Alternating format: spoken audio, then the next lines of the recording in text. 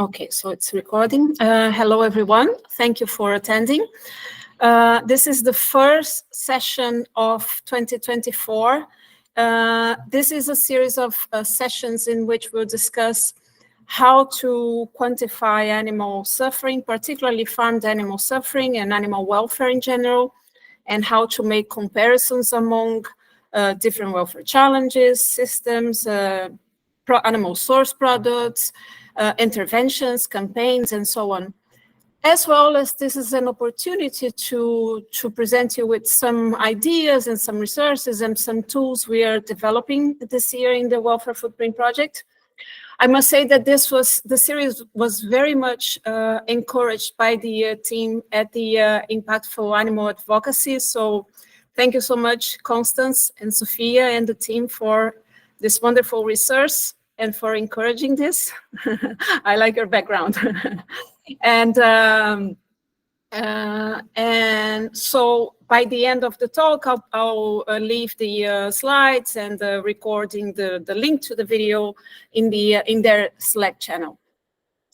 Okay, so I probably won't be able to see the questions while I'm presenting, but if you want to leave them in the chat, just feel free. The idea is to leave about 20 minutes in the end, at least, for questions. So I'll just share my screen now.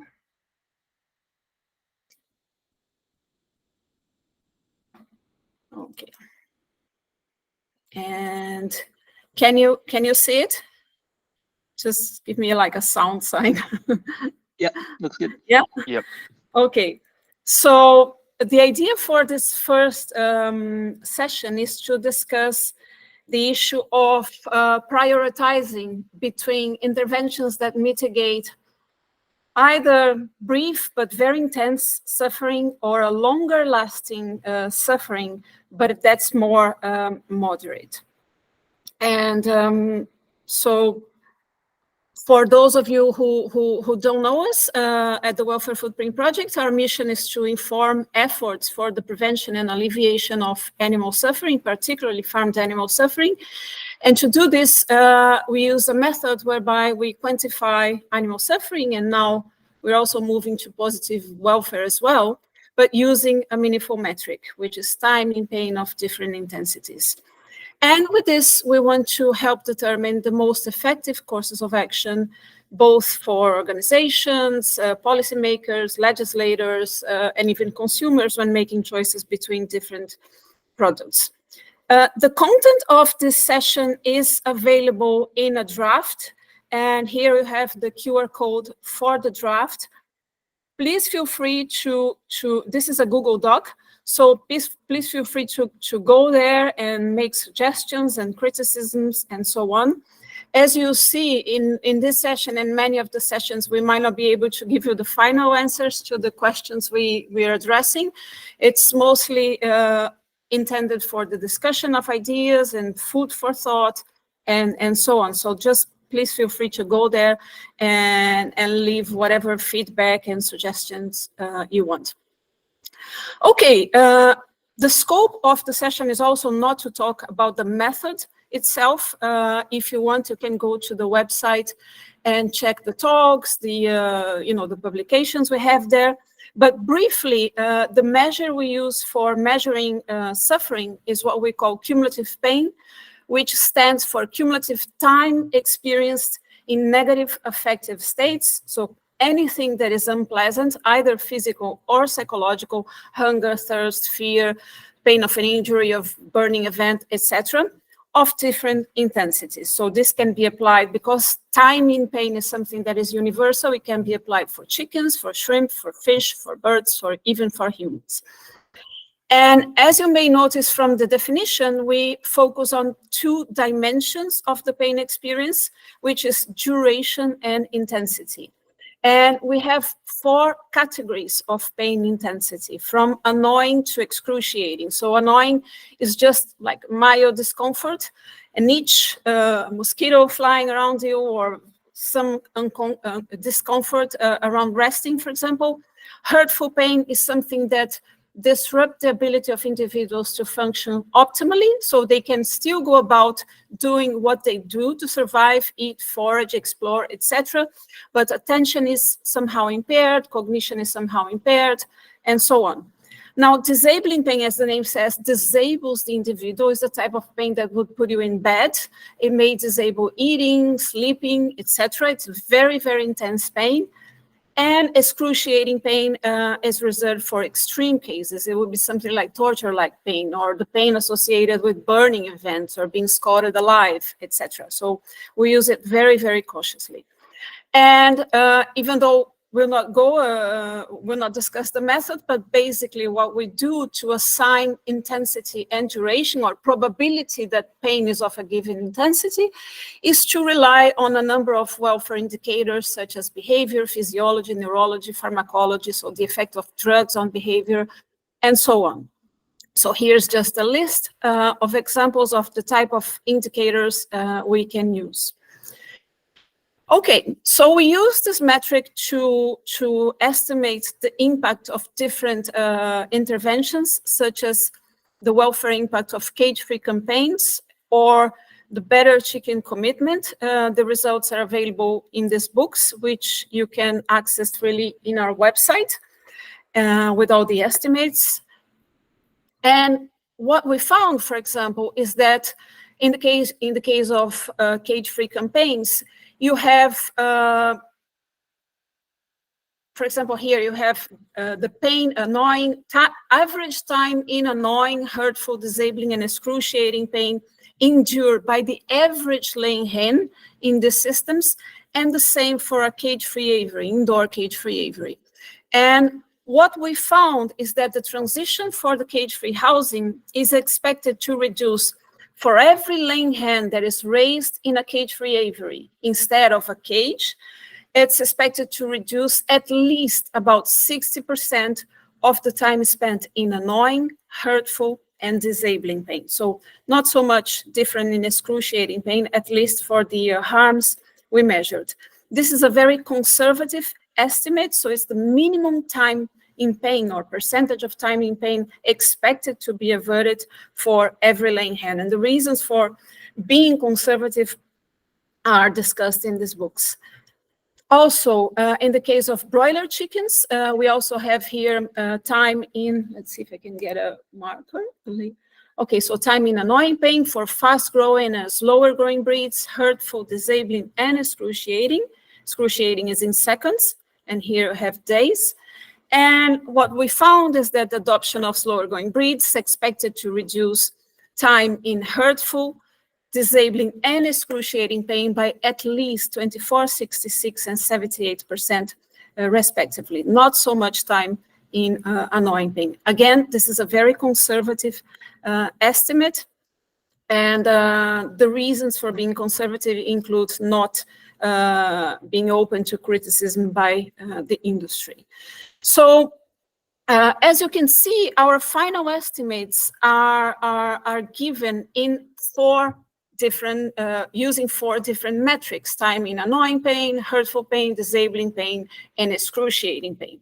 And even though for most of the situations we analyzed, this is okay because all the results go in the same direction. So when you reduce pain in one level, you typically reduce pain in the other category of intensity as well.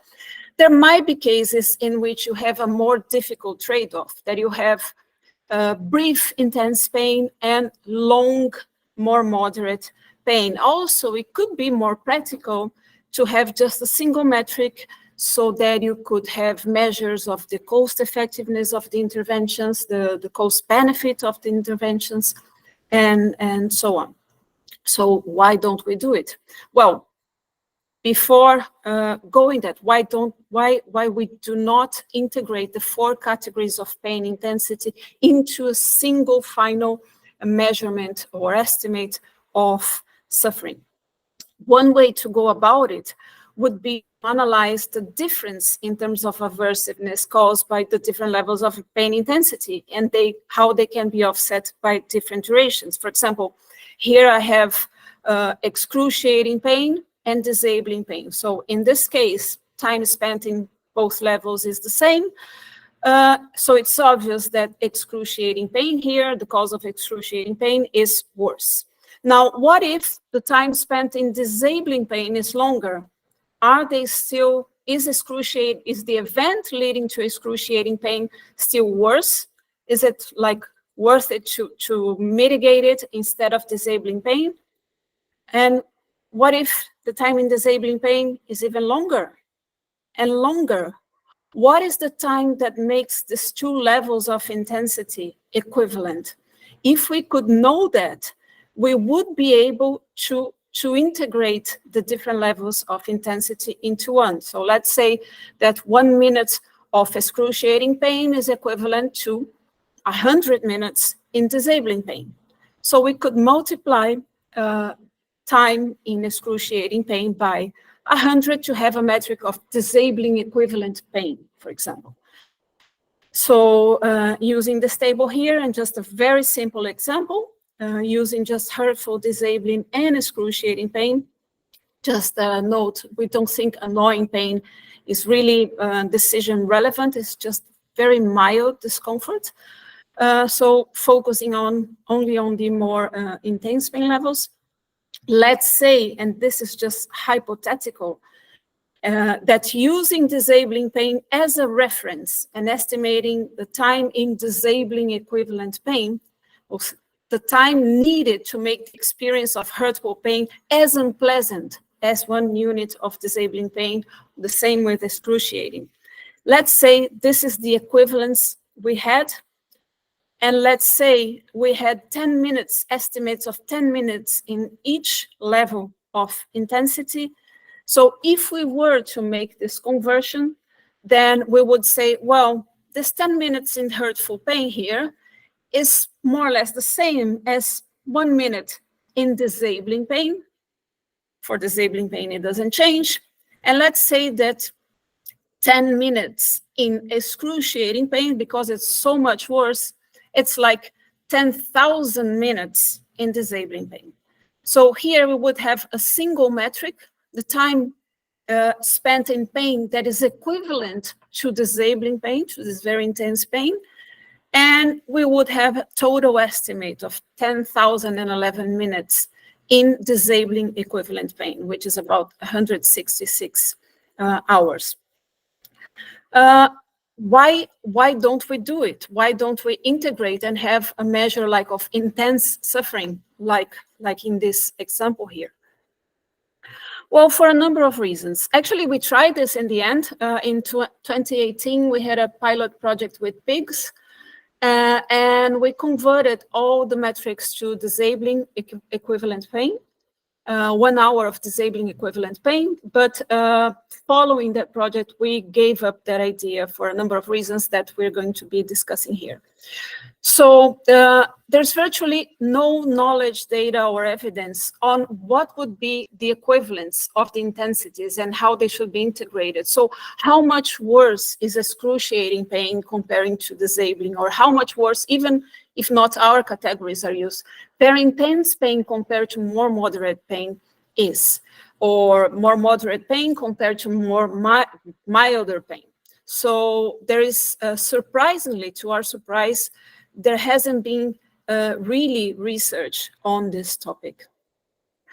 Another reason is more of a philosophical nature, in the sense that it's unclear to which, when you're analyzing populations, if it's valid to balance different intensities of suffering across individuals. So for example, can extreme suffering in a few individuals be balanced, be compensated by milder suffering in a lot of individuals?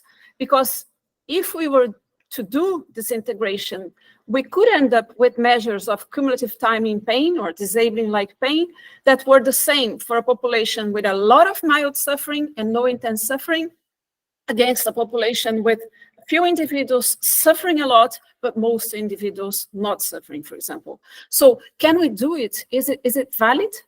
So we are not sure. The disaggregated estimates also can be traced back to evidence. for every estimate of time in annoying, pain, hurtful, and so on, we can go back to evidence and show why that's the case, the type of challenges the animal suffered, how likely they are to be of that intensity and how long they last, etc. If we have disabling like pain, it's much more difficult. And it's more difficult for the general public or any audience to understand what is disabling like pain, because you lose reference to the actual realities of the animal. You're going to have a time in disabling pain that is made up of a lot of time in just annoying pain, or a much shorter time in excruciating pain. So we don't know exactly what we're talking about. And in that sense, we prefer to keep everything traced back to evidence, to the realities of the animals. And also, because once we have the estimates for the 4 levels of intensity, different organizations, different individuals can make this integration, can attribute weight to the different intensities, and based on their values, on what they want to maximize. So let's say they want to maximize the mitigation of only very intense suffering, so they can focus on estimates of excruciating pain, disabling pain, or they want to to mitigate some different type of suffering, so they can do it. So they don't have that integrated measure. And this can be done also considering the species, the context of the analysis, etc. So the fact that we don't integrate doesn't prevent organizations and individuals to integrate the estimates. Okay, but there are some situations in which we need to decide if we should go for the alleviation of more intense but brief suffering, such as in the case of slaughter or poorly conducted stunning practices, or more moderate but longer lasting suffering, as in the case of lameness, of crowding stress, etc., thermal stress, etc., that is endured for a very long time. And I just wanted to mention, and Will is here, and we can discuss that in the questions later on, that Rethink Priorities organized a workshop last year to discuss possibilities, experimental possibilities, to try to address this question on how to determine how much more aversive a given level of intensity is compared to a lower level of intensity, or what is more important, intensity or duration. What would be experimental paradigms that could be used to address this question?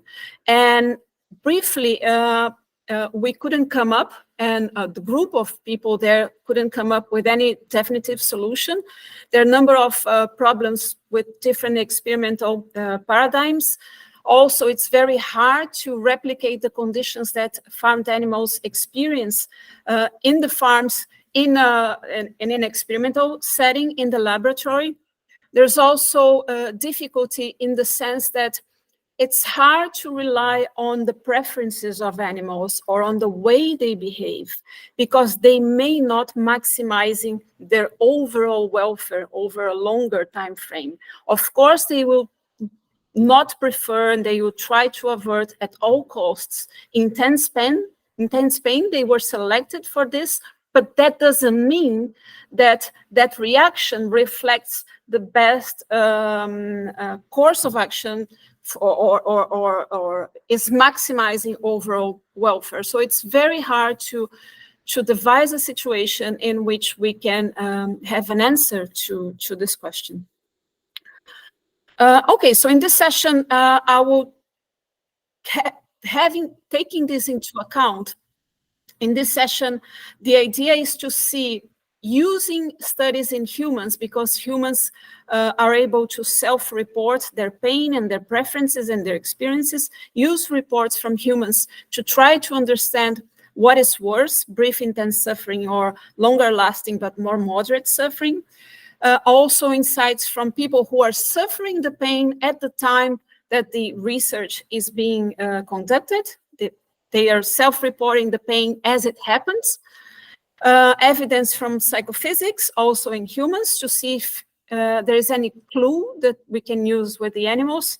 The challenges of addressing this problem, also using the data from humans, and how we should go about it once we consider these challenges. So in the case of human preferences, there has been a number of studies in global health, for example, in which the aversiveness of different human conditions are investigated, different diseases, for example.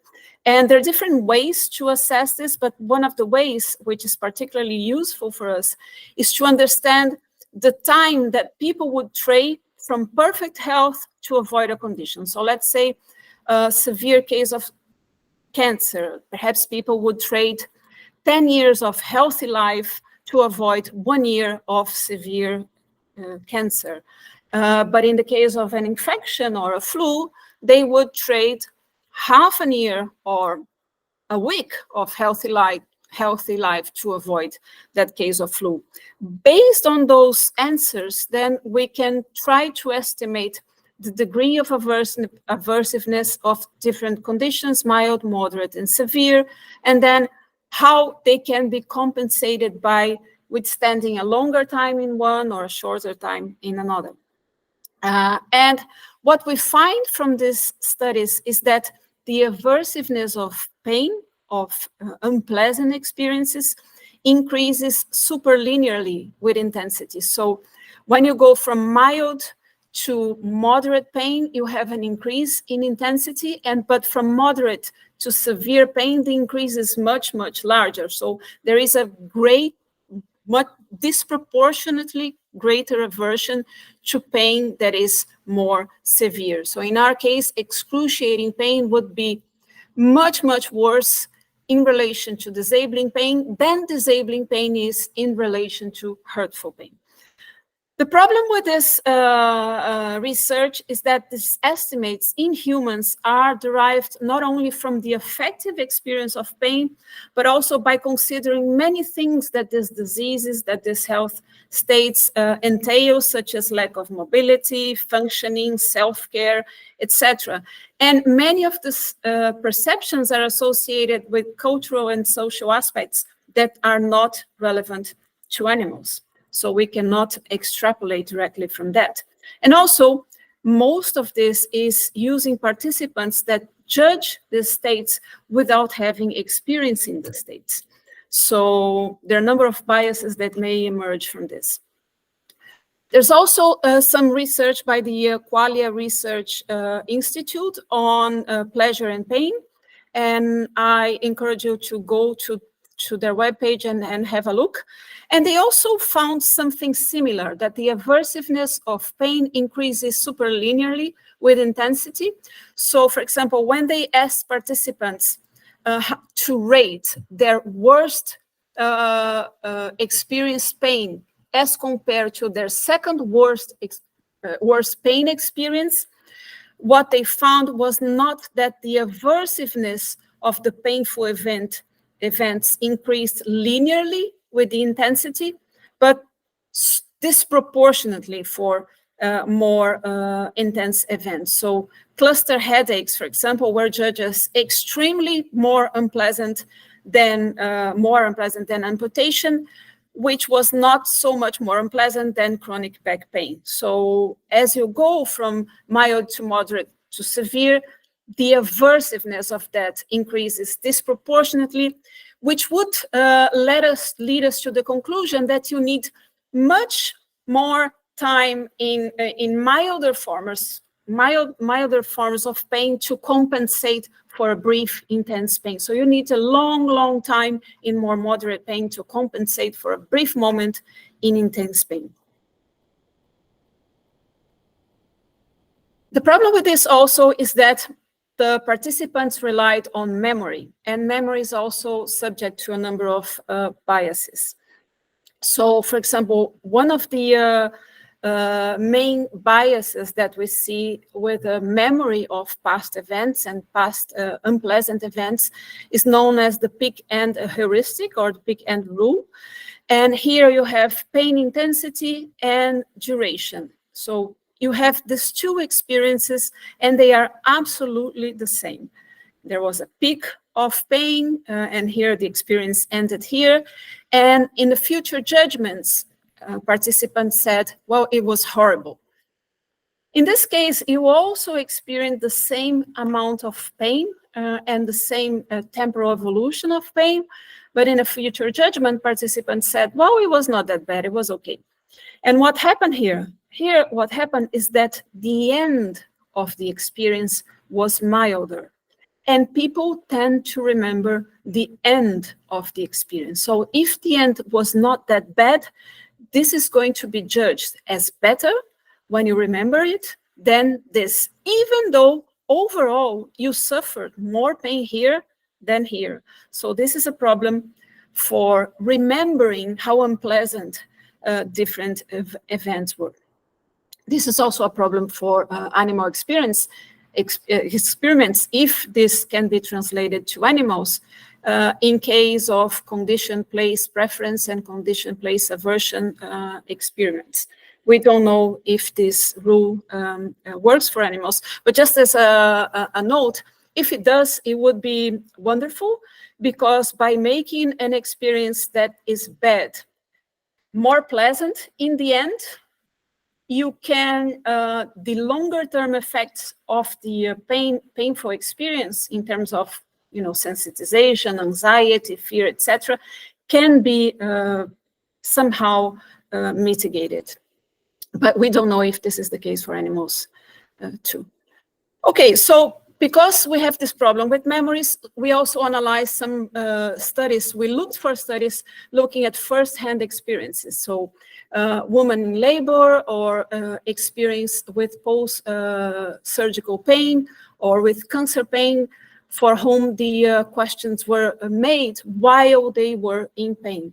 And surprisingly, we only found 2 studies in which this was done while the human subjects were experiencing the pain. So it's extremely scarce in this type of research, extremely scarce in the human literature as well. And again, we find the same pattern. Severe pain is judged as much, much worse, disproportionately worse than more moderate pain. But the way in which this happens depends on the nature of the pain. So here it's 1 to 500, more or less, in the case of post-surgical pain. And here the ratio is 1 to 100, more or less, in the case of severe cancer pain. Okay, so disproportionately more weight to more severe pain. This is the same we find in psychophysics. So for example, with humans, psychophysics is the field that examines the relationship between the physical intensity of the stimuli, temperature, pressure, etc., and the subjective perception of the aversiveness of this stimuli. And for shock, for example, we see that as the intensity of a shock rises, perception of pain grows at an accelerating rate. So the hardest shock can feel over 3,000 times worse than the mildest. And contact temperature, the same. The higher temperature here, 51, was judged to be 4,000 to 50,000 times worse than 43 degrees Celsius.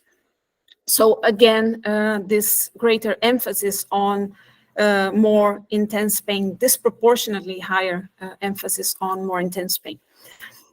Now, we could say, okay, so we should favor interventions that mitigate intense pain based on the research with humans. We see some problems with that. First of all, for us to come up with a precise weight, it's difficult. As we are seeing in the case of like the best evidence in humans, we have only a couple of studies using first-hand experience, which are not subject to so many biases, memory biases, and so on. And even in that case, the relationship is highly variable. In some cases, 1 to 100, other cases 1 to 500, and cases of psychophysics 1 to 25,000, what should we use? It's difficult to say, and it's difficult to say if we can generalize it to animals and to generalize a fixed weight, because the equivalence weights are likely dynamic. For example, I may trade 1 second in excruciating pain for 2 hours in disabling pain. I say, well, I prefer 1 second in excruciating pain rather than 2 hours in bed with a horrible pain. Even though excruciating is much, much worse. But if it was 5 seconds of excruciating pain or 30 seconds of excruciating pain, I may not trade that for the corresponding amount of disabling pain. I may withstand 1 second of being burned alive, but not 30 seconds for anything. So the equivalence weights are likely to be variable depending on even on the very duration of the experience. So it's very hard to say which weights we should use. Also, the relationship will be likely modulated by a number of factors that influence how pain is perceived. So the type of pain, if it's pressure pain, burning pain, itching pain, whatever.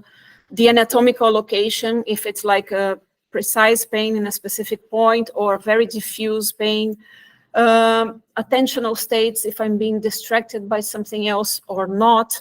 The anticipation of the pain, anxiety related to pain, fear of the pain, past experience, and so on. So there are a number of factors that modulate the aversiveness of pain that may change this relationship. Also, pain itself might distort the perception of time. So does enduring a level of pain for a short duration feel longer than a lesser pain for the same period? That could happen. So time drag when you're suffering something could change the perception of pain and the relationship. Also, if different species have different perceptions of time, then this would change the equivalence weight for different species as well. And also, if we put a disproportionately higher weight to excruciating pain, for example, then any error in estimates of time in excruciating pain, errors in time in excruciating pain, will have a huge effect on the final estimates of animal suffering, because these errors are being multiplied by 1,000, 10,000, 100,000, and so on. So time in excruciating pain will dominate aggregated estimates of animal suffering. So that's a problem as well. Also, there is the issue that long-lasting pain is likely to have effects on welfare that go beyond the unpleasantness that it's felt during that time. So chronic pain, we know that can change pain pathways and make other unpleasant, painful experiences more intense. So there can be sensitization of the individual towards having more severe pain. The thresholds may be lower to feel severe pain. So chronic pain may cause other instances of severe pain, which would need to be taken into account. Also, chronic pain reduces the ability to cope with stress. It causes immune suppression. So with immune suppression, you are prone to, for example, infectious diseases, and infectious diseases may lead to things like sepsis, which can lead by themselves to excruciating pain. So even though the chronic pain is more moderate, you can have cases that it increases the chances of you having excruciating pain caused by different factors. It can also lead to anxiety, depression, helplessness, and in that sense, it may also prevent, even if it's moderate, the animals from enduring positive affective experiences, positive welfare. So even though it's disproportionately less aversive, as we see in experiments, it has all the secondary effects that must be taken into account as well. So what do we do? So do we go for interventions that mitigate brief intense suffering, or for those that mitigate long-lasting suffering that's more moderate? Well, we think, and using these examples of slaughter and, for example, lameness, one way to go about it is to investigate the difference in time spent in excruciating pain, for example, or hurtful and disabling pain, and see the ratio between these times and decide whether this ratio is reasonable or not. So, for example, these are our estimates for broiler chickens. Here, the time spent in hurtful, disabling, and excruciating pain for the average flock member that undergoes electrical water bath stunning that is effective, so best case scenario. So in this case, you have an average of 1 second in excruciating pain for the average member, and compare this with the time spent in pain, hurtful and disabling pain due to lameness for the average fast-growing broiler. So here you have more or less 1 million seconds in hurtful or disabling pain and 1 second in excruciating pain due to the stunning process. So it seems that 1 million is a lot more than 1 second. So in that case, and from what we've seen in the human experiments, this is much, much more than it would be needed to say, well, this is worse. It seems that this might be worse. I'll also discuss this because these estimates, as I mentioned, are very conservative in that they don't consider the secondary effects of lameness here. So this estimates of 1 million seconds here is an underestimate of actually the time in pain one would be expected to endure due to lameness over the life of a broiler. But now let's say that we are not considering the cases of effective stunning. We are considering the cases of electrical water bath stunning set to reduce carcass damage. So in these cases, sometimes you have only electro-immobilization of the animal and they are still conscious and undergo the neck cutting process while still conscious, and in some cases they are scalded alive. So here, the average flock member endures about 70 seconds of excruciating pain compared to lameness. Lameness is endured for 14,000 times longer than this excruciating pain here. So is disabling and hurtful pain really 14,000 times less aversive than excruciating pain? I think we need to decide this on a case-by-case basis. We could also go analyze the following case.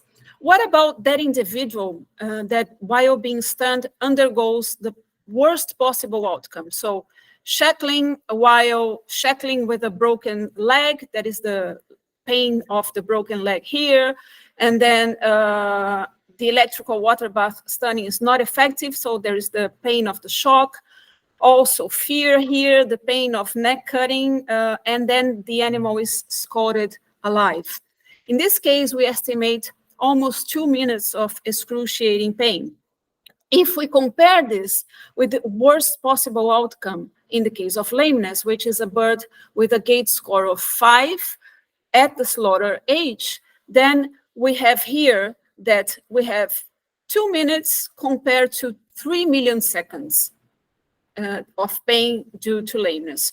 So disabling and hurtful pain would need to be 25 times less aversive than excruciating pain for us to consider this situation as worse.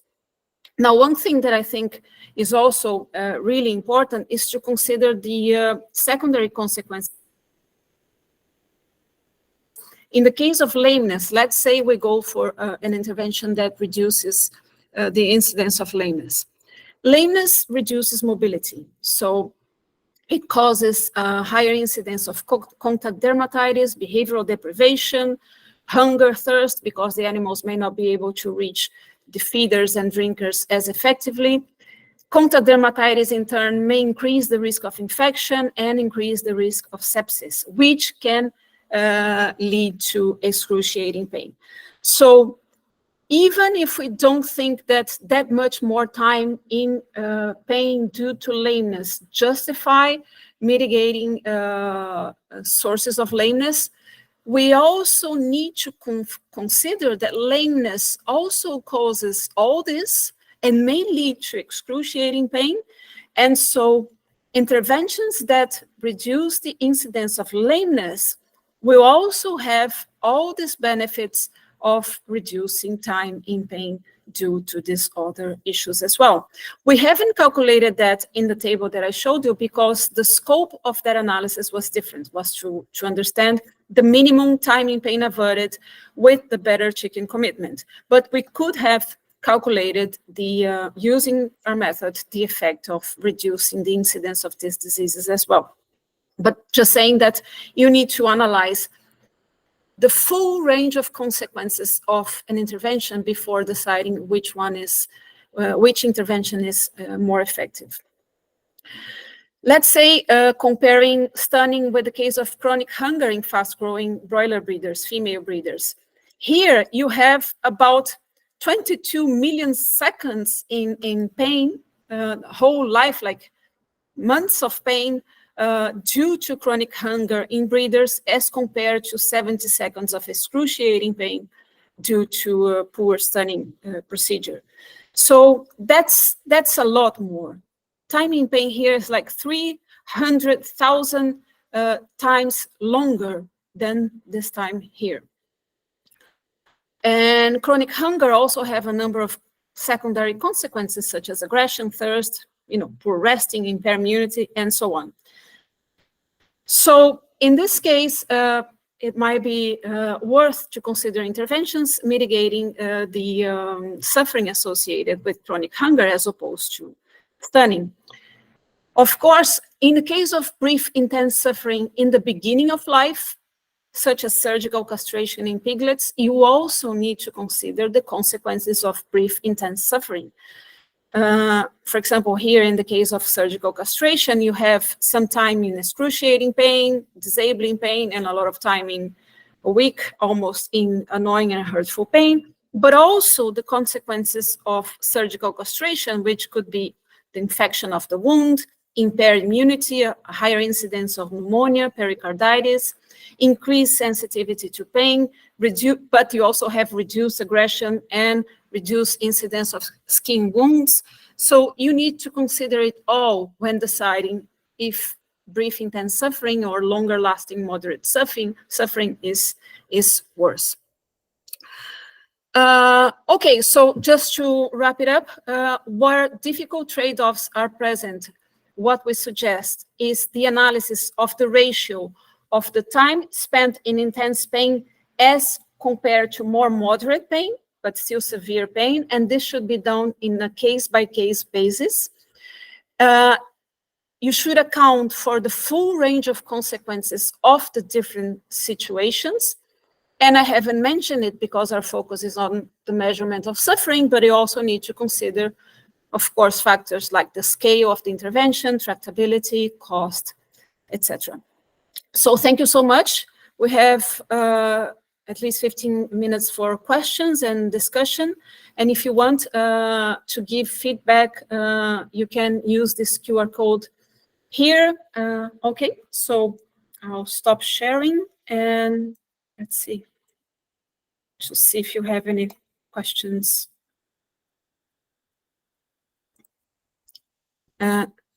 Okay. So let's see. Okay, I'll read the questions here in the chat, but if you want also to raise your hand and make a question directly. Just go for it. Rachel, do I understand correctly that the pain estimates are based on the behavior of animals in the lab? I'm thinking about, for example, how a piglet reacts to castration in the lab versus being one of thousands of animals being castrated in a hurry by poorly trained workers in a farm. So the way the estimates are done is by using every single possible evidence that we can. So both in the lab and in the farm setting, and even theoretical knowledge on things like evolutionary reasoning for why the pain associated with castration, in your example, should be intense.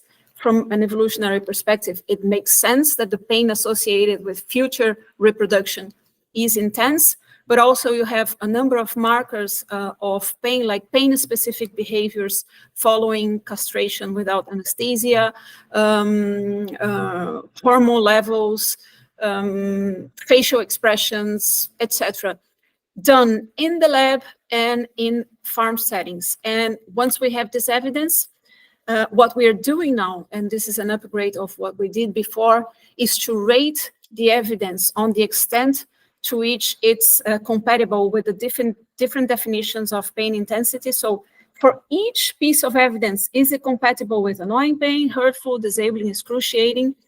And then once we have all these ratings for every single piece of evidence, we integrate the ratings into probabilities, and we use the European Food Safety Authority categories of probability. So extremely likely, very likely, likely, about as likely as not, and so on, to give a final probability to pain being of one or another intensity. I don't know, Rachel, if that answers your questions. And that's not the reason why the numbers are conservative. The reasons is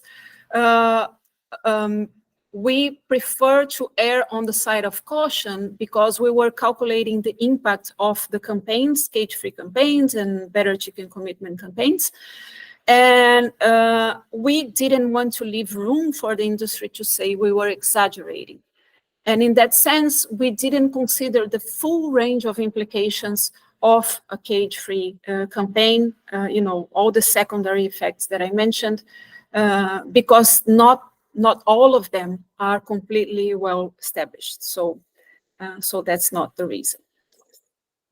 Lucas. Yeah, thank you.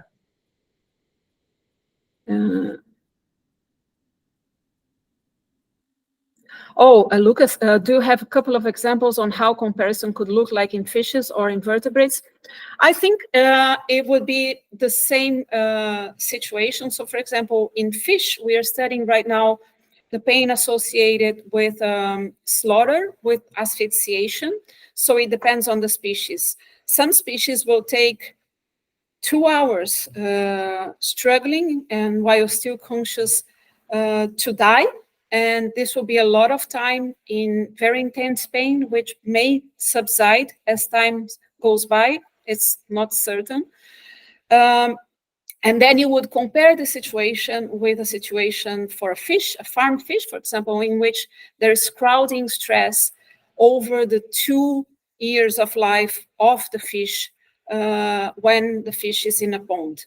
So the crowding stress is more moderate suffering as compared to the suffering of being taken out of water. It's certainly, but you have 20 minutes out of water or 2 hours out of water compared to 2 years of stress at the pond. Based on what we discussed, I would say, well, it's possible that it's worth investing in mitigating suffering in the farm, at the farm level, because this stress endure in the pond over the 2 years leads to a number of consequences like immune suppression, infectious diseases. Infectious diseases can be extremely painful as asphyxiation. Of course, not all fish will endure sepsis, for example, but still, there will be many things that will happen because of crowding stress, because of immune suppression, that overall may represent a much larger suffering than the 2 hours asphyxiating in the end of the life. So it depends. We would need to have the number for the fish or for the shrimp, but right now my best guess would be, well, I would go for the intervention at the farm level to ensure that the animal can have a net positive life, can enjoy positive affective experiences, because depending on the level of stress, even though it may not be excruciating, it may almost completely prevent enjoying positive affective experiences.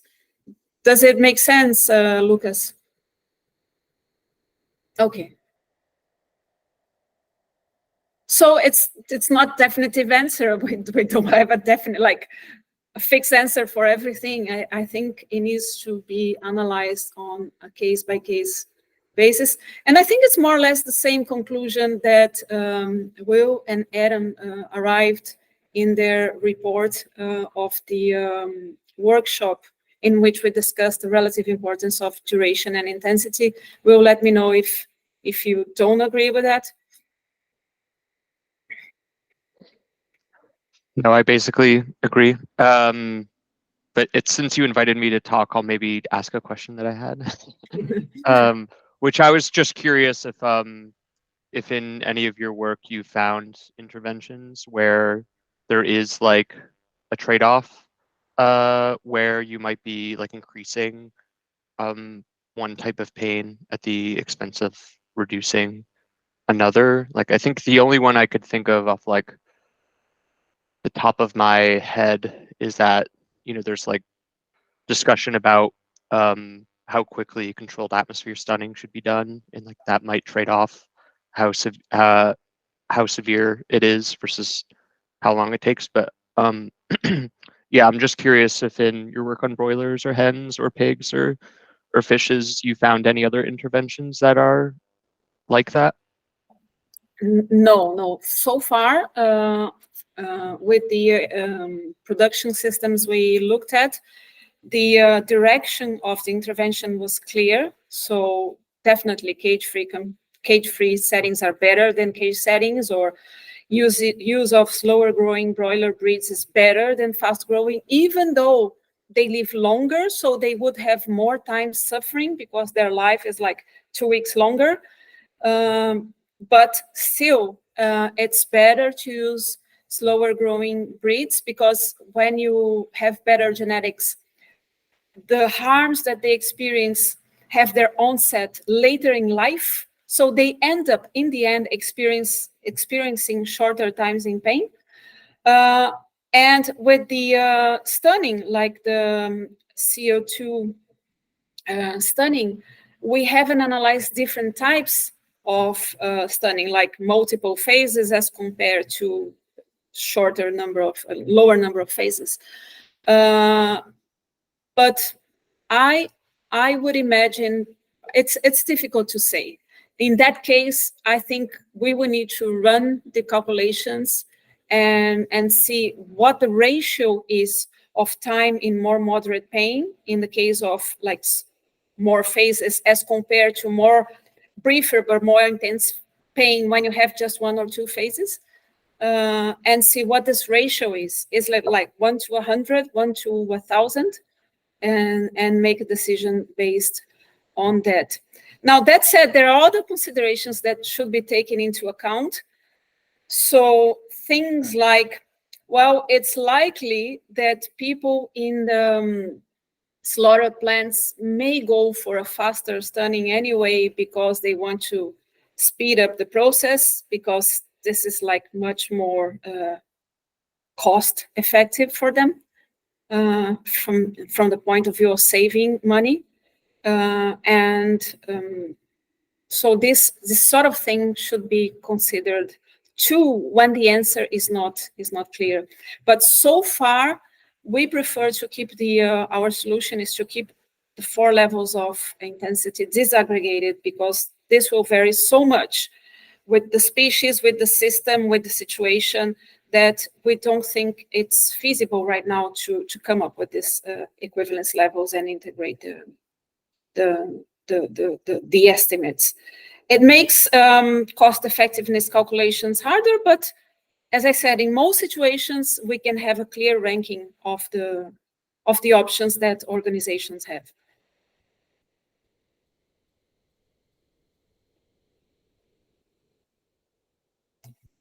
Yes, Blake? Hey, Cynthia. Thank you for giving this talk. Always learn a lot whenever I listen to you. So my question is about you talked about the dynamicness of how some of these pain intensities can change. So 1 second of excruciating pain versus 30 seconds, it might not be linear. How that relates. And you talked about that in relation to other types of pain. Now, my question is about how is that within a type of pain? So I could have two interventions, one where two situations, one where every animal experiences 1 second of excruciating pain, and another one where 1 in 30 experiences 30 seconds of excruciating pain. And when I aggregate across the population, they both come out as 1 second of excruciating pain on average. Now, if we compared that to disabling pain, what you were suggesting was that those would actually be quite different. When you're not comparing it to disabling pain, and now you're just trying to compare within excruciating pain, there's another level of complexity there. And I was wondering if you kind of thought about this a little bit. Yeah, I completely see your point. So if you endure 1 second of excruciating pain, it could be excruciating pain, but 30 seconds of excruciating pain could be something qualitatively different, which is like an excruciating version of excruciating pain. So it would be a different level of intensity because you have to endure it for so much longer that it leads to a different experience. So in that case, we would need to have additional levels of pain intensity. The reason we don't have that, of course, this could be created, and some people using our method, they have subdivided our 4 intensity categories into more intensity categories. So disabling low, disabling high, excruciating low, excruciating high, and so on. You could do that, and in a sense, this would be one way to address this problem. The problem always comes back to lack of evidence. With excruciating pain, which we use very cautiously, it's the level of pain that already causes, extreme levels of disruption in biological systems. And we don't think that excruciating pain could be withstand for a long time. It would be the type of pain that causes you to shut down your system because it's just so much, you cannot take it. So I don't see, even though theoretically it's possible, I don't necessarily see that we would have a case, okay, you need to endure 30 seconds or 10 minutes of excruciating pain like this. I don't see that this would necessarily happen. It would be the case of people you just committing suicide, jumping out of the building because they're burning alive and they cannot stand it any longer, or just, losing consciousness because the system shuts down. There is neurological shock. Does it answer your question, Blake? Yeah, I think that kind of we'd end up in a situation where it's non-linear, but also it may be like the derivative may not always be positive or may not always be negative or something like that. And so you end up with, it's really unknown within timeframes. So yeah, I think it's completely fair to do the average as you've done it because of all these complicating factors. Yeah.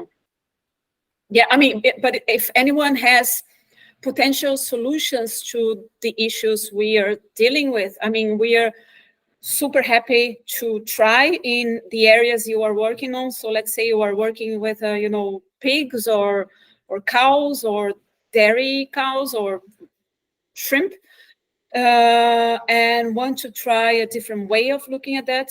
We are happy to collaborate and try to implement possible solutions.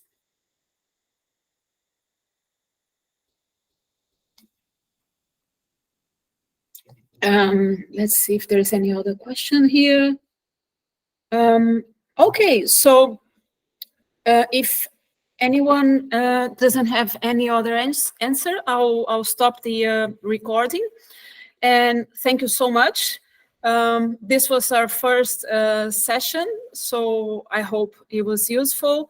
And then we'll keep going. Possibly the next one will be on a new tool we are launching, so people can do the cumulative pain calculations on their own using a software or using AI. Discussion of things like how to balance positive with negative affective experiences, or how to calculate cumulative pleasure instead of cumulative pain. Things like this that are not completely developed, but we want to discuss with you. And if you have any suggestion of things within the things we work on that you would like to see discussed, just let us know. Thank you so much, and thank you, Constance and Sophia and the team at IAA again for helping us organize these sessions. All right. See you in the next one. Bye-bye. Thank you. Bye. Bye-bye. Thanks a lot. Bye-bye. Bye. Thank you so much. Bye. Bye. Thanks.